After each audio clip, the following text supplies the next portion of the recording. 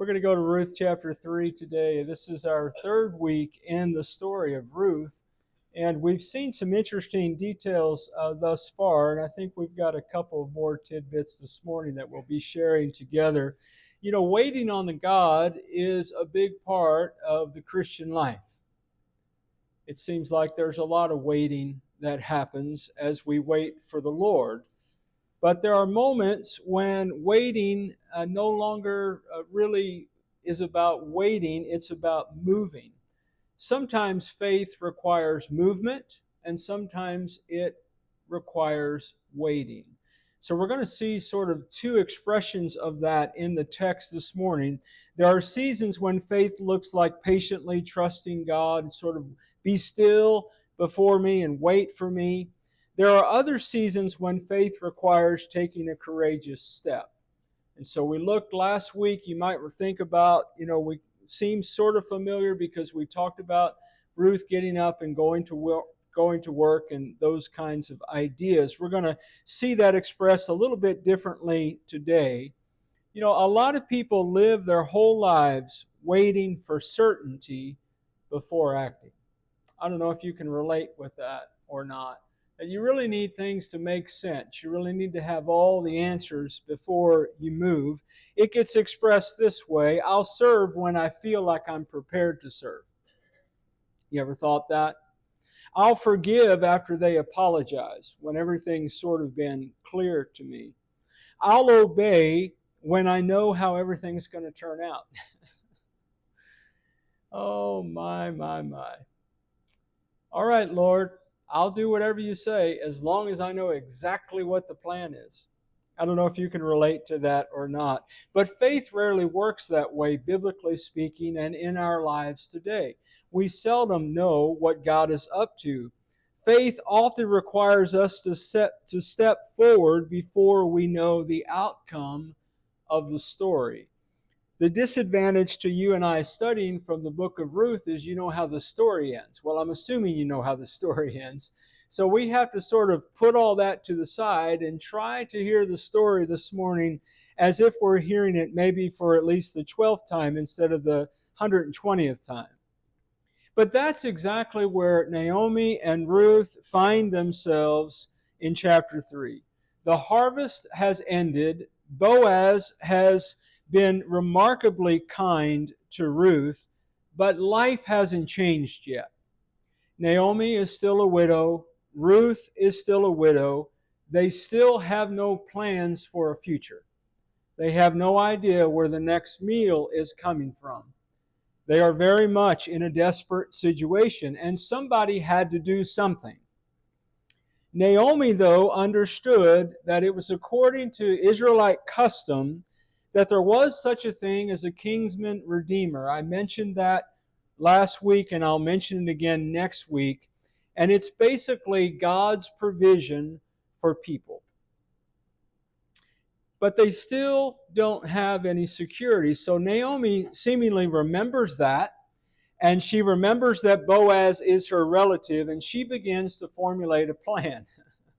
Now, I want to be clear, and I'm really not trying to be cute and clever, although, come on, I'm always cute and clever. This is not a Hallmark movie, okay? This is not a blind date setup. This is not a romantic story. There's no romance here. There's no seduction here. It might read that way to us, and our unfamiliarity with the culture kind of thwarts us in really seeing that. But the scene at the threshing floor can seem pretty unfamiliar to you and I. That's the point. And understanding their culture would be really helpful for us this morning. This is not a romance novel. It's not a love story. And Claire and I have walked with enough pre-married counseling sessions with young people and some old people who ought to know better, who think that love is all you need. Well, love is all you need as long as love's just not a feeling that you get on the date, if you feel what I'm saying. Love is about commitment. Love is about choice. Love is about longevity. Love is about continuing to do what you know to do on behalf of another person. It's not always sweet. and romantic, perhaps.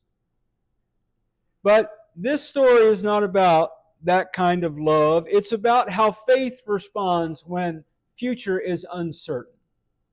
Is anybody facing a little uncertainty in your life? Sometimes in those moments, faith steps forward in courage. And sometimes in that moment, the appropriate thing to do is to simply wait with confidence upon the Lord. Both of those things, taking the step and waiting, both require great amounts of faith and trusting in a God who is in control of things that you and I can't control. So as we turn to Ruth chapter 3, you might sort of ask this question in the back of your mind: how does faith respond when the future is uncertain? Or how should it? I want to talk about, in this season, Ordinary Grace, courageous faith this morning. And the first thing that we'll see is that faith steps forward in courage. And I'm going to do what I did last week, and I'm going to read a little bit of Bible to you. And I'll try to keep my comments to a minimum until we get to that appropriate point. Ruth chapter 3 begins this way. One day, Ruth's mother-in-law, Naomi, said to her, "My daughter, I've got to find you a home where you will be well provided for." See, I almost inserted some commentary. Did you hear the pregnant pause? Just read, Ted, just read. Verse 2. Now Boaz, with whom women you have worked, is a relative of ours, and tonight he's going to be down winnowing barley at the threshing floor. So wash, put on perfume, get dressed in your best clothes, then go down to the threshing floor, but don't let him know you're there until he has finished eating and drinking.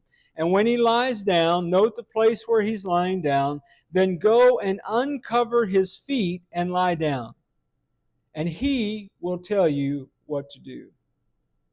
Verse 5 is remarkable. I don't know how you read the Bible. I don't know if these passing statements ever strike you the way they strike me.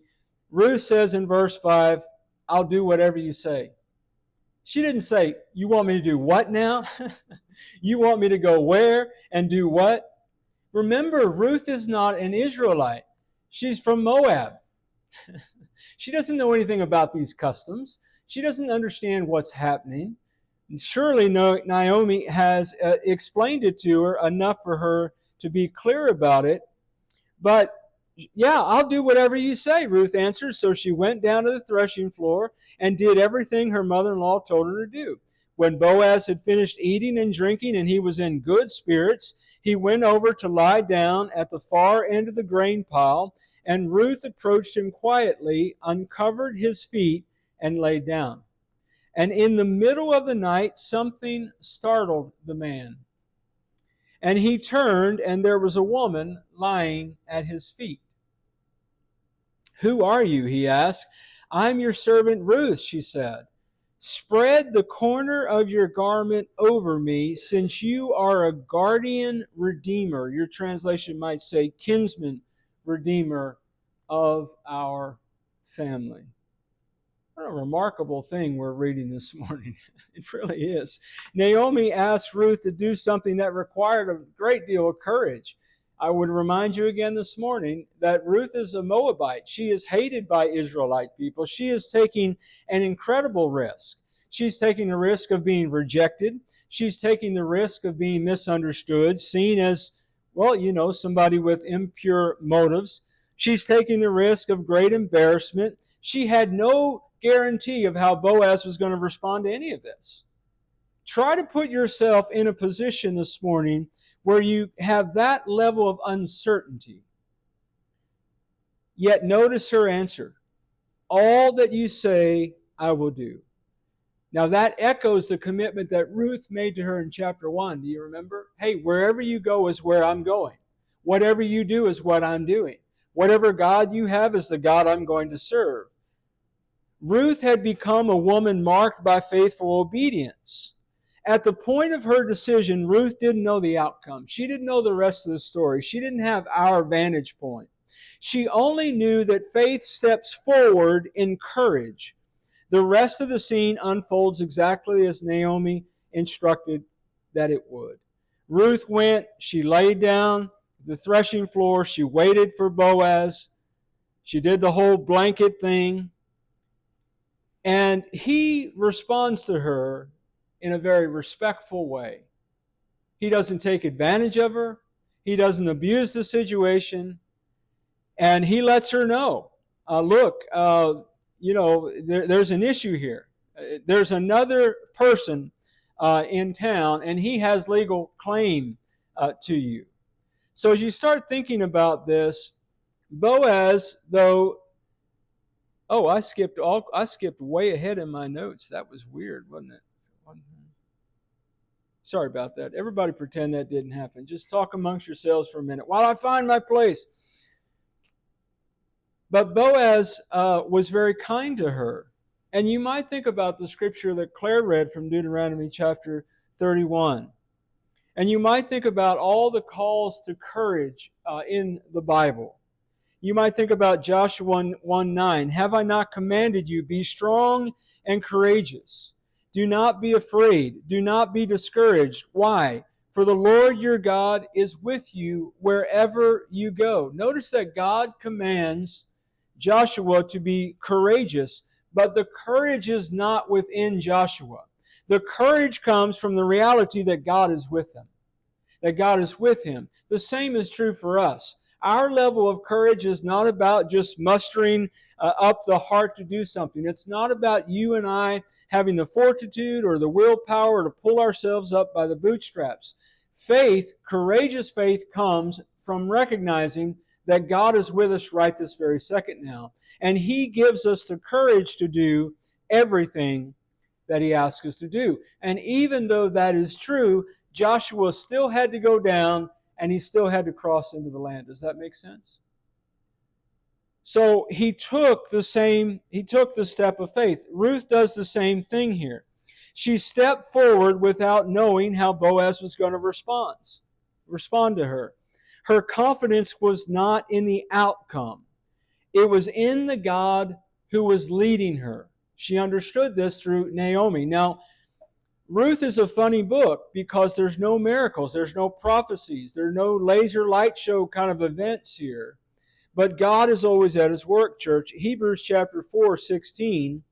Let us then approach God's throne of grace. How? With confidence, so that we may receive mercy and find grace in our time of need. Because of Jesus, believers are invited to approach God with confidence. I don't know what your prayer life is like. I don't know what your sin does to your prayer life. Oftentimes when people sin, they don't feel like it's like a 3-day waiting period before you can talk to God again. I got to get over that, get myself together, and then maybe I can talk to the Lord about it. But believers are invited to approach God with confidence, not because we deserve His favor, but because Jesus has made that way for us. If you think about that in light of Ruth's story, Ruth approached Boaz with humility and respect. We approach our Redeemer with confidence. Whatever faith calls us, whatever step faith is calling us to take, whether it's difficult or not, God's grace is right there and available for us.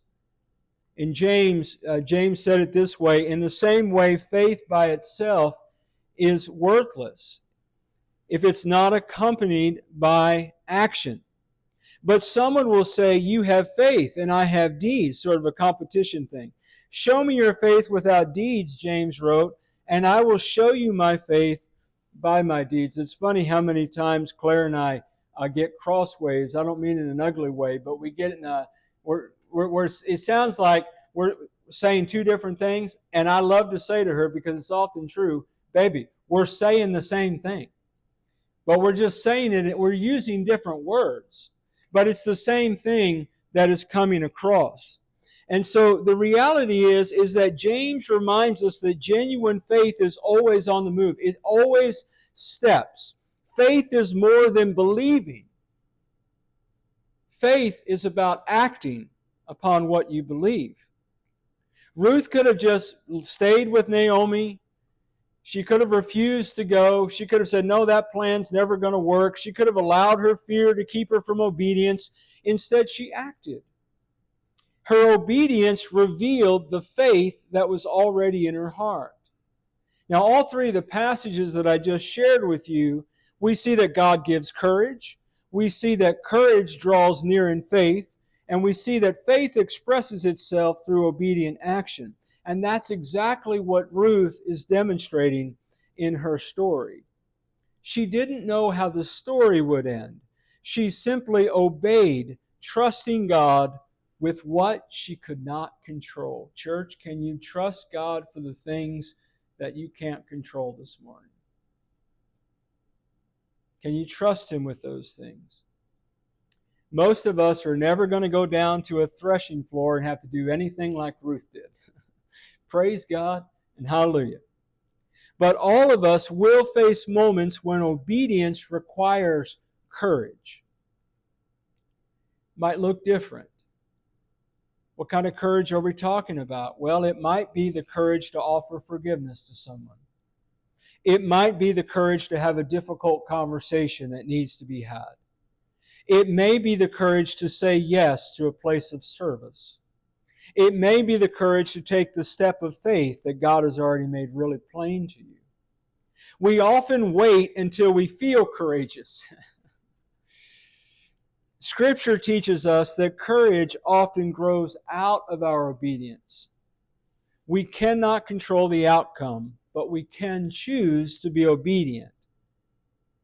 Now the outcome, knowing the outcome, rests in God's hands. Does that make sense, what I'm saying this morning? The second thing we see in Ruth chapter 3 is that faith waits. And so this is going to sound contradictory perhaps. And we can talk about it. Hey, I hear there's lunch after this, right? And I don't know about everybody else, but as soon as Claire got up, she was in the kitchen cooking spaghetti, so it ought to be pretty good. It'll be fresh anyway. It'll be good and fresh. I didn't mean to pose that as a question. Everybody with me? Okay, carry on. So if you think about this idea, we see faith is about taking action, but we also see in the text that sometimes faith is about waiting. So verse 14 picks up the story. Ruth lay at his feet until morning, but got up before anyone could be recognized. No one must know that a woman came to the threshing floor, Boaz told her. He also said, bring me the shawl that you're wearing and hold it out. And when she did, he poured into it 6 measures of barley and placed the bundle on her. Then he went back to town. So when Ruth came to her mother-in-law, Naomi asked, how did it go? How did it go? Then she told her everything Boaz had done for her, and added, he gave me this 6 measures of barley, saying, don't go back to your mother-in-law empty-handed. Then Naomi said these words, wait, my daughter, until you find out what happens. Now watch this. For the man will not rest until he settles the matter today. This is basically in the movie When Harry Met Sally. And at the end of the movie, they meet at the Empire State Building in the last kind of scene of that. And Harry says to Sally, he just kind of barges in. And I think she was with somebody else, whatever. And he's kind of making his appeal. It's kind of like I don't want to mix movies, but you had me at hello kind of thing. But he says to her, when you find the one that you want to spend the rest of your life with, you want the rest of your life to start when? Right now. That's this kind of moment. Naomi assumes or proposes that Boaz is going to get this done. He's going to handle business. Now again, it's not romantic. I'm not saying Ruth wasn't a good-looking woman. We don't know what Ruth looked like. There's no Facebook page that she had that exists, right, through time and space. But his commitment is to be faithful to the reality that he is her protector. as the kinsman redeemer or the guardian protector. And he might think she was fine too. We don't really have that detail of the text. But Boaz promised to act honorably. Ruth returns to Naomi. She brings all this food home. Ruth listens. Sometimes faith steps forward, but what Naomi told Ruth she must do was not do anything else but what? Wait. Wait, my daughter. Sometimes, church, faith simply waits. Both of those things require trust.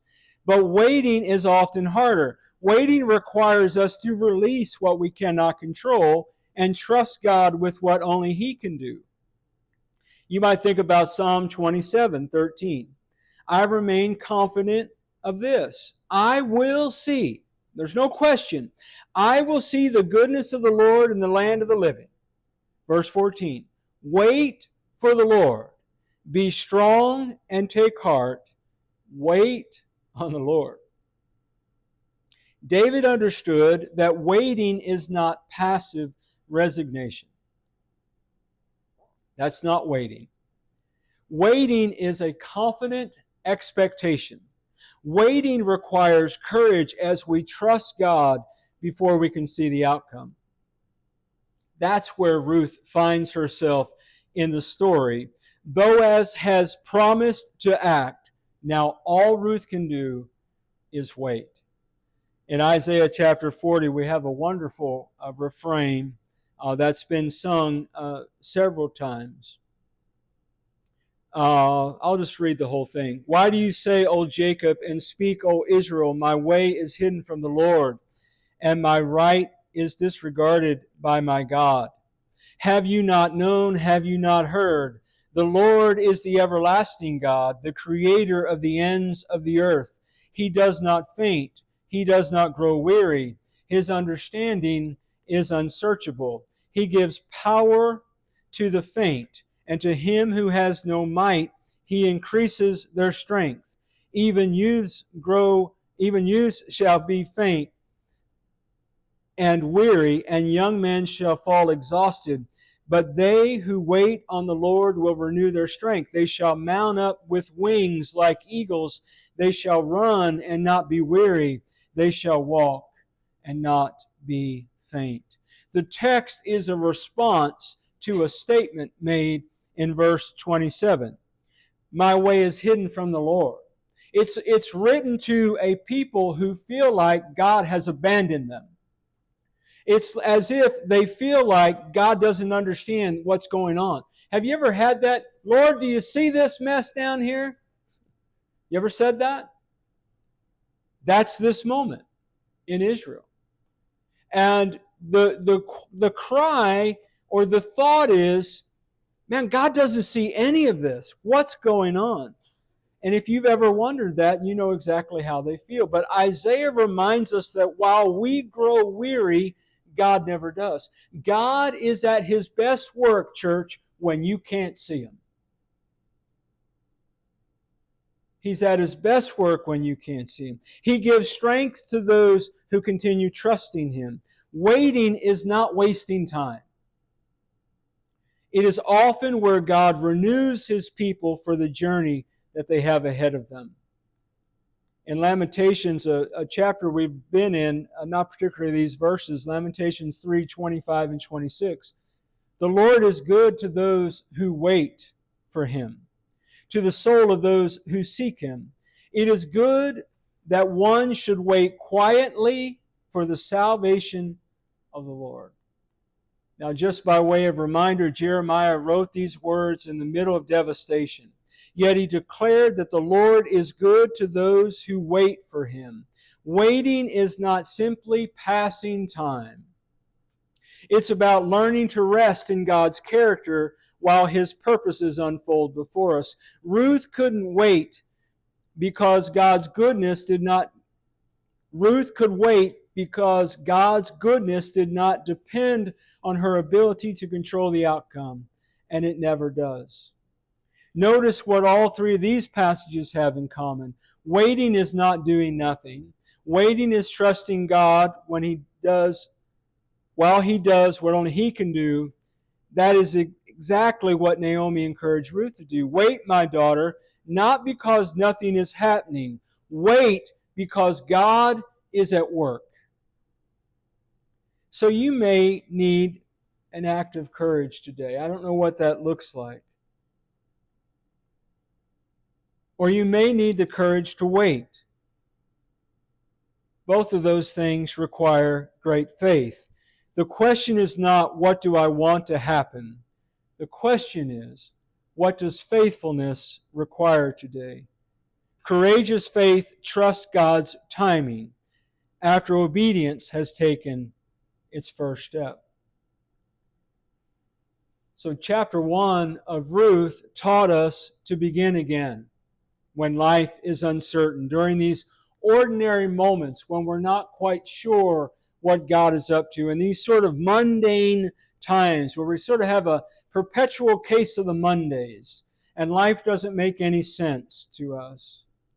Chapter 1 of Ruth's story taught us to begin again. Chapter 2 taught us to show up faithfully, to just do the next thing that you know to do. I have a dear friend in New York, and he's in recovery, and his saying is, I said, what are you going to do? I'm going to do the next right thing.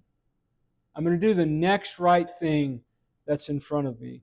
Chapter 2 of Ruth teaches us that. Chapter 3 teaches us to take courage. Faith does not always eliminate uncertainty. I would err on the side of saying that faith generally doesn't eliminate uncertainty. It enables us to move through that uncertainty with confidence in God. Sometimes faith takes a step, and sometimes faith waits for God to finish what God has begun. But whether you're going to take a step this morning or whether you're going to continue to wait, both of those things require trusting that God is at work, even when we cannot see Him. And I would say, especially when we cannot see Him. In what areas of life this morning might God be calling you to courageous faith? What would it look like in your life to apply this teaching to where you are? Is there a step of faith that you've been delaying because you don't have all the answers, but you know you need to take it, but you haven't done it yet? Or perhaps you've already taken a step, and now you're in that weird place of waiting for God to do what only He can. Courageous faith is not about the confidence in ourselves. Please understand this morning. This is not a be like Ruth sermon. This is not a be like Boaz sermon. This is not a be like Naomi kind of a sermon. This is a sermon in which we stop and recognize that our confidence is not in our ability. Our confidence comes from the Lord. Our courage doesn't come from our abilities. Our courage comes from the Lord's abilities. It's about confidence in the God who is already at work. You believe that, church, don't you? That God is still at work? You believe that He's not done yet? Do you dare to believe He's not done with you yet? Are your best moments of faith, behind you? Back when we did this, or back when I did that, or back when this other thing. God is at work, even when we cannot see the outcome. Let's thank Him for that today.